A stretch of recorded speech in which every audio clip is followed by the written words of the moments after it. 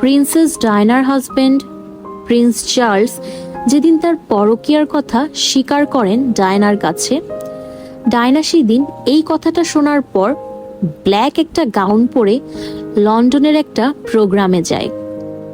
সেই black গাউনটা revenge dress নামে পরিচিত।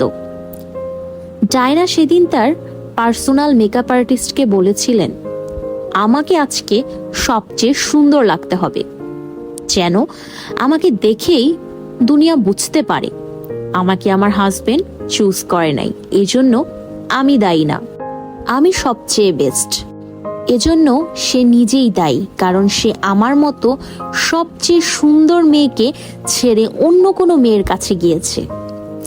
এবং সেই পার্টিতে ডায়নার রূপের ঝলকে আসলেই চারপাশ আলোকিত হয়েছিল। এই কারণেই ডায়নার পরনের সেই ড্রেসকে বলা হয় রিভেঞ্জ ড্রেস। রিভেঞ্জ নিতে হয় এভাবেই, নিজেকে বেস্ট বানিয়ে। কান্নাকাটি করে কোনো লাভ নেই লস ছাড়া। ট্রাস্ট মি, তুমি একাই কষ্ট পাচ্ছ, আর কারো কোনো কিছুতেই যায় আসে না। সো এভাবেই রিভেঞ্জ নিতে শিখো বেস্ট হয়ে। তুমি সব উজাড় করে ভালোবাসা দেওয়ার পরেও যদি কেউ তোমাকে ছেড়ে চলে যায়, তাহলে দোষটা তো তোমার না, দোষটা যে ব্যক্তি ছেড়ে চলে গেছে, তোমার ভালোবাসা বুঝতে পারেনি সেই ব্যক্তির। তাই নিজেকে এমনভাবে প্রেজেন্ট করো যাতে দুনিয়া বুঝে যায় কার ভিতরে ভুল ছিল, কার মাটিতে খুঁত ছিল। আর যে তোমাকে এভাবে ছেড়ে চলে গেছে, সে যাতে তোমাকে দেখে সারা জীবন আফসোস করে।